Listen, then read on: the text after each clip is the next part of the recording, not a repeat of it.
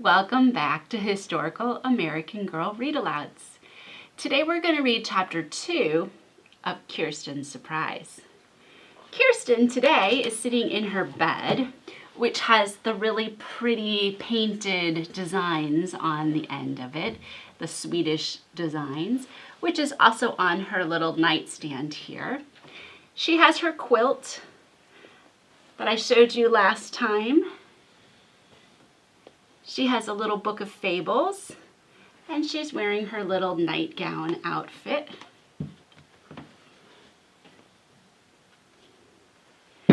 Her bed comes with a little striped pillow, little striped bedding. It's this pretty blue color. The trunk that American Girl makes for her is the same color and has the same kind of designs on it. You may remember from last time that Kirsten was bugging her dad to go get that trunk.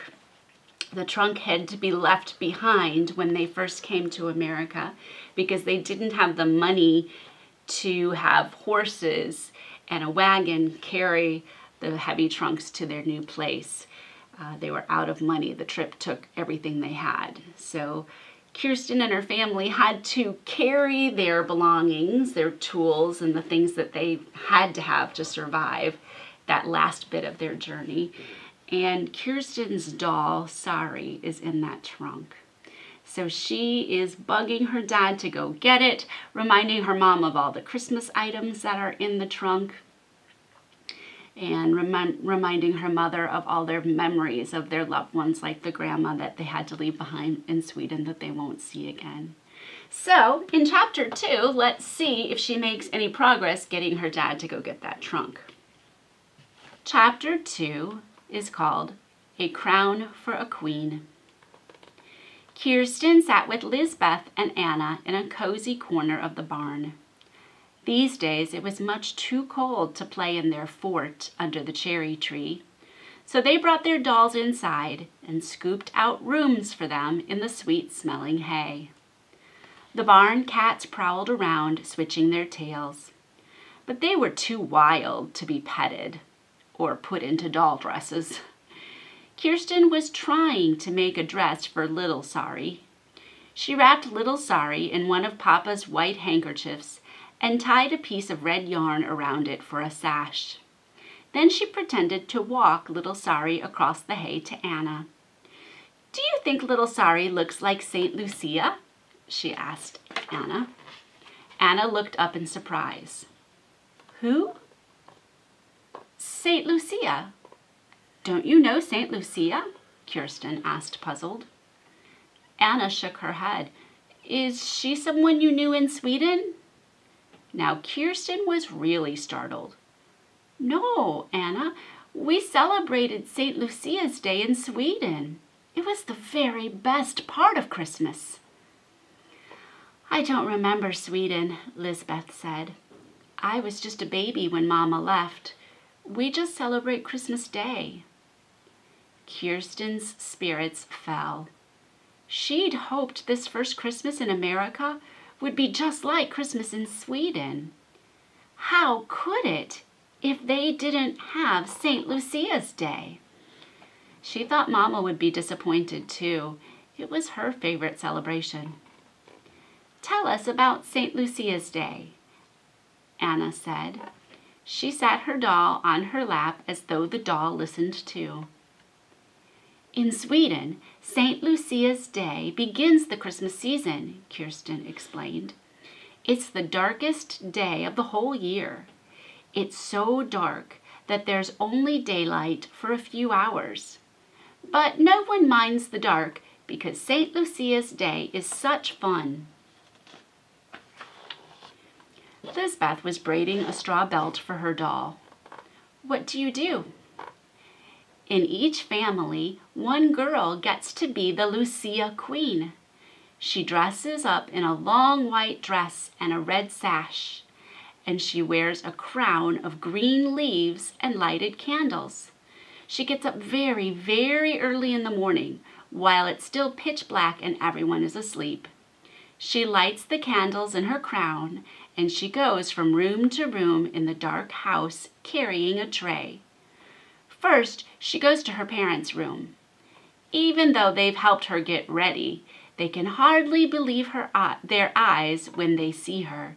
She looks so beautiful in her costume. Then she wakes all the rest of the family and invites them to share Lucia buns and coffee. That breakfast is the first party of the holiday season, Kirsten explained. Anna's gray eyes grew wider and she hugged herself. Oh, a white dress and a crown? It sounds beautiful. I wish we had a St. Lucia's Day. That gave Kirsten an idea. She motioned for her cousins to draw closer together. Why don't we make a St. Lucia's celebration? Just the three of us. We won't tell our parents or the boys. We'll get everything ready and surprise them. Wouldn't that be fun? Anna's round face glowed with excitement. We'll keep it a secret. Oh, I love secrets. But Lizbeth cocked her head and frowned. It would be exciting, all right, but how could we get all the special things we'd need? That won't be hard, Kirsten insisted. Mama always has coffee, and we can slice a loaf of our Christmas bread and pretend it's Lucia buns. That takes care of the tray. How about the crown? Lizbeth asked.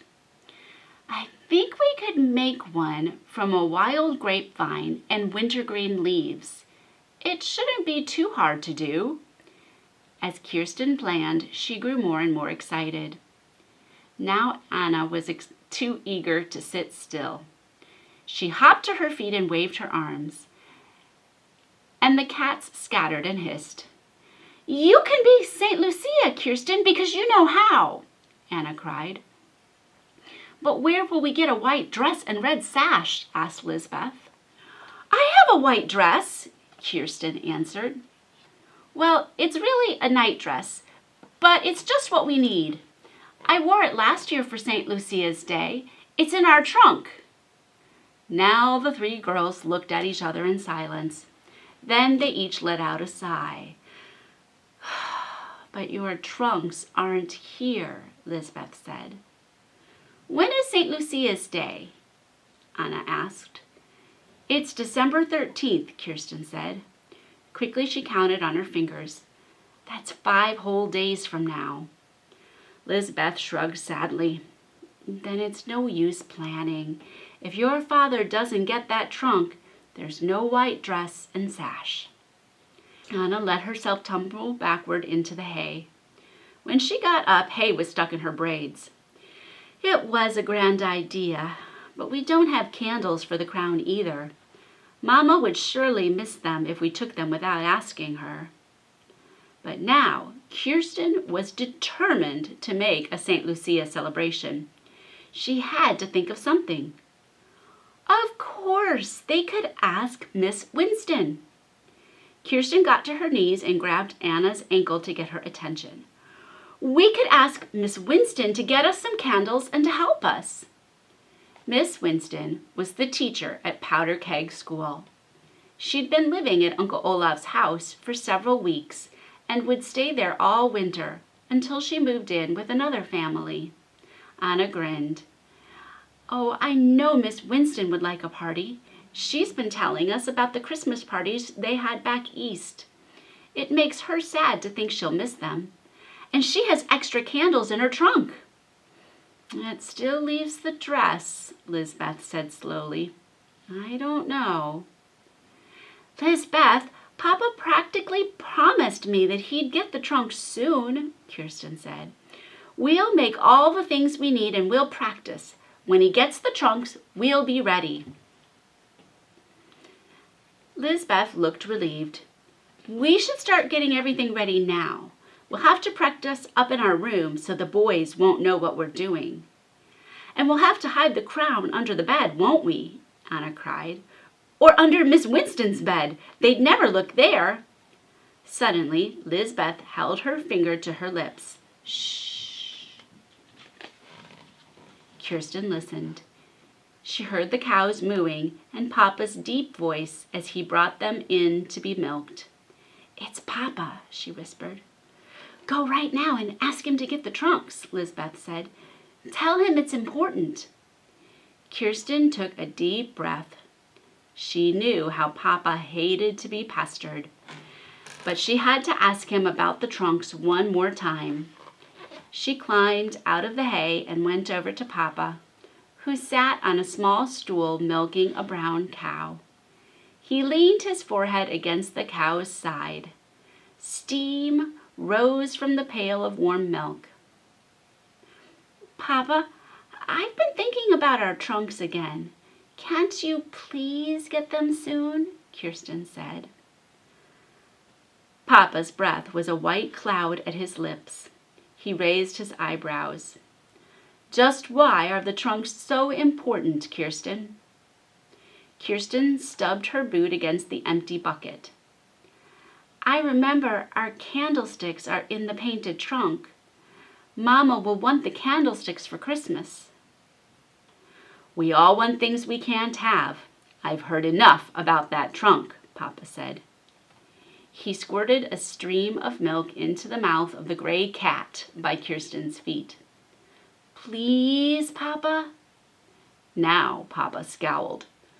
Don't ask me again or I'll be angry. Kirsten walked slowly to the stall where Blackie, Uncle Olaf's horse, munched hay. She patted his coat, which was thickened against the cold. What can I do now? She murmured to Blackie. Everything depends on that trunk. Blackie snuffled and pushed his soft nose against her hand as though he sensed she needed comfort. On the way home from school the next day, Kirsten cut a length of grapevine and Lisbeth picked wintergreen. They took them to Anna and Lisbeth's sleeping loft to work on the St. Lucia crown. Miss Winston was there. She sat on her bed to grade arithmetic tests. Of course you may use some of my candles, she said when they asked her for them. She took 3 new candles from the trunk at the foot of her bed and cut them in 2 to make them the right length. I'll hide the crown in my trunk if you'd like, Miss Winston added. I like surprises too. So that part was easy, but making the crown was harder. The first crown Lisbeth braided was too small. It looks like a bird's nest, Anna said when she saw it perched on top of Kirsten's head. The second crown Lisbeth made was much too large. It slipped right down over Kirsten's head and lay around her neck. And that one looks like Blackie's harness, Anna told her. Measure Kirsten's head first, Miss Winston suggested. She gave Lisbeth a piece of string. Lisbeth tied the string around Kirsten's head. Then she braided the grapevine exactly the size of the circle of string. This time the crown fit perfectly. Lisbeth stuck sprigs of wintergreen into the braided vine, and Miss Winston set the candles in securely. Then they decided how the tray would be laid out. We'll have coffee and Christmas bread and a candle in the center. All the lights will be out except for the candles, Kirsten said. St. Lucia comes into a dark room with her crown glowing. Anna put the crown on her own head and pretended to carry a tray. She walked slowly around the room. What does St. Lucia say now? She asked. Say, St. Lucia invites you to breakfast, Kirsten told her. Anna cried, Oh, this is fun! Lisbeth came to sit on the bed beside Kirsten. She took Kirsten's hand. This is a good plan. Really it is. If your trunk doesn't come in time for St. Lucia's Day, we can have the celebration next year. Don't worry, Kirsten, Lisbeth said. But Kirsten couldn't help but worry. She had butterflies in her stomach. She'd gotten everyone's hopes up, especially her own. And she was afraid to ask Papa about the trunk again. She would just have to wait and see what happened. There was nothing else she could do now. So we know what Kirsten's surprise is. We know that it's the St. Lucia celebration. I'm going to show you real quickly her nightstand. This little door here opens. Got a little compartment in there. And this little drawer comes out. And so you can see the pretty designs are the same ones that are on the end of her bed and also on her trunk. And this is the candle that comes with it. The candle's kind of cool because it has a little lever in the back that allows you to move the candle down as if it was melting. So there's the candle at the lowest setting, and there it is at the highest one. And a little handle here.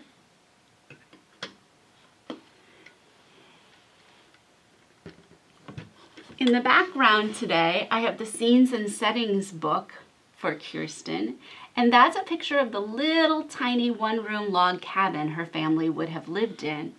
So at the time that they moved to Minnesota, they had to build something that their whole family could live in, and they didn't have much in the beginning. So they would have built just one big room with a loft in it, and they would have had to build a barn quickly, just the essentials. And then as they lived there for a time, then they would add on to their buildings. They would add more rooms. The book that comes with her nighttime things is called Farley's Fables, which I had never heard of before, but it's a tiny little book that has pictures and real fables, real stories from Kirsten's time period. The fables I grew up with were Aesop's fables, but Farley's Fables apparently were around in her time. So I'm going to read a little bit in Kirsten's world to you today. You can see how simple the girls' lives were, how right now Kirsten is playing with just an old sock for a doll. They really didn't have a whole lot of toys and things. So childhood was probably very different from the childhood that you experience today. Settler Childhood is the name of this page. It says, pioneer girls and boys spent most of their time working at the same kinds of jobs their parents did. Girls helped their mothers in the house, and boys helped their fathers on the farm. Children attended school only when they weren't needed at home. Even though they were busy, pioneer children still found ways to have fun.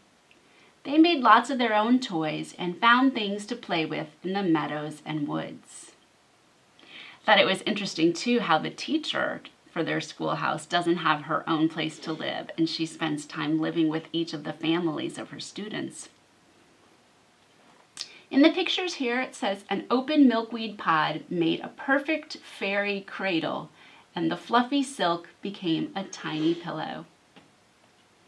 Children played with this chromatrope toy by spinning it. Chroma means colors and trope means turn. So they would spin that and see different types of designs. Rag dolls. Girls learned how to sew by making dresses and bonnets for their rag dolls. So even though it was fun for them, it was actually a really useful skill to teach them to make clothing for their family, which they would need to do as they got older. Girls who lived in town didn't have as many chores as farm girls. They had time to make decorative samplers to show their fine stitches. So they would have made something like that in the picture there to show off their talent. Children's chores. When settler children were about 4 years old, they took on chores like feeding the chickens, gathering eggs, and carrying water. So even 4-year-olds had chores if they lived in the country. Paper dolls. Some store-bought paper dolls came with names and stories so girls could act out their favorite parts. School. Most pioneer children attended school in winter and summer. During spring and fall, they helped their families on the farm. Because spring is planting season and fall is harvesting season, they were needed during those times. But not as much happened on the farm during the winter and summer. So that's when they went to school. Children kept their skates on by tying leather thongs around their boots. So those were ice skates, just tied around their boots. Peg in the ring. To play peg in the ring, children spun tops in a circle on the ground. If one player's top hit another, that player kept both tops. Books were scarce. Some teachers used their family Bible to teach reading. And that was one of the most important things that they taught kids back then, was how to read the Bible. And there's also a geography book there. Outdoor games.